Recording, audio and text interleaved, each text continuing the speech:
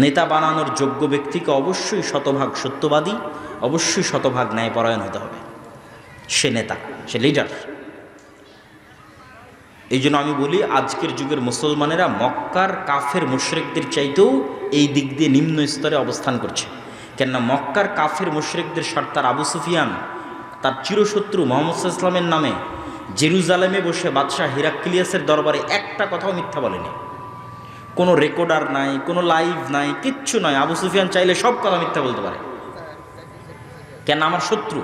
কিন্তু আবু সুফিয়ান লিডার। আরবরা জানেই না যে লিডার কিভাবে মিথ্যা বলতে পারে।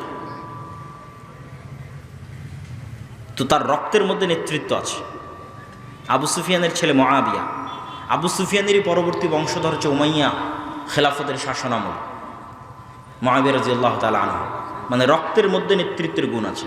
সত্য না বললে, ন্যায়পরায়ণ না হলে নেতা হওয়া যায় না। এই জন্য সকল নবী রাসূলকে আল্লাহ সুবহানাহু ওয়া তাআলা এই গুণের উপর জন্ম দিয়েছে। তা আমাদের এই গুণটা নষ্ট হয়ে গেছে কেন? আমরা দীর্ঘদিন ব্রিটিশদের গোলামি করার কারণে আমাদের এই গুণটা নষ্ট হয়ে গেছে। ঠিক যেমন বানু ইসরাইলেরা ফেরাউনের গোলামি করেছিল, তখন বানু ইসরাইলেরাও ধোঁকাবাজ, মিথ্যুক, প্রতারক, সংকীর্ণ মনা হয়ে গেছিল। যেই বানু ইসরাইলেরা চোখের সামনে দেখছে ফেরাউন ডুবে গেছে, সেই বানু ইসরাইলেরাই মুসা আলাইহিস সালামকে বলতেছে, যতক্ষণ তোমার আল্লাহকে দেখবো না ততক্ষণ ঈমান আনবো না। যেই বানু ইসরাইলেরা চোখের সামনে দেখছে সমুদ্রের মধ্যে তাদের জন্য 12টা রাস্তা তৈরি হলো, পাথর ফেটে 12টা ঝর্ণা তৈরি হলো, আসমান থেকে মান্না এবং সালোয়া খাবার আসলো, সেই বানু ইসরাইলেরা বলতেছে, মুসা তুমি আর তোমার আল্লাহ গিয়ে যুদ্ধ করো, আমরা যুদ্ধ করতে পারবো না। তো এই যে 12টা রাস্তা তৈরি হলো, ঝর্ণা ফেটে 12টা, পাথর ফেটে 12টা ঝর্ণা তৈরি হলো, এরা সব নবীর সন্তান। ইউসুফ আলাইহিস সালামের 12 ভাইয়ের পরবর্তী বংশধরের জন্য এই সম্মান।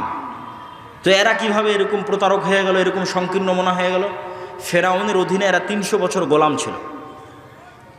মনে করেন আমার অধীনে 2টা গোলাম আছে, আমি একটা রুটি ওদের মধ্যে নিক্ষেপ করে দিলাম, তখন ওরা 3 দিন থেকে ক্ষুধার্ত আছে, ওই রুটিটা নিয়ে কাড়াকাড়ি লেগে গেল। এই যে রুটিটা নিয়ে কাড়াকাড়ি লেগে গেল, এটা হলো গোলামের নেচার। এখন এই রুটিটা পাওয়ার জন্য মিথ্যা বলবে, এই রুটিটা পাওয়ার জন্য ওকে মারবে, এই রুটিটা পাওয়ার জন্য ওকে ধোঁকা দিবে, সব কিছু করবে। ব্রিটিশরা আমাদের এভাবে ট্রেন আপ করেছে যে তোরা একটা টাকার জন্য মারামারি করবি, ক্ষমতার জন্য মারামারি করবি, মিথ্যা বলবি, আর একজনকে নিচে নামাবি, আর একজনকে টেনে নিচে নামাবি, তার জন্য হিংসা করবি, বিদ্বেষ করবি। জাস্ট এইভাবে আমাদেরকে ট্রেন আপ করেছে 300 বছর গোলাম অবস্থায়। তখন আমরাও হয়ে গেছি বানু ইসরাইলের মতো, আমরাও আর মিথ্যা, ধোঁকা, দুর্নীতি ছাড়া কিছু বুঝি না।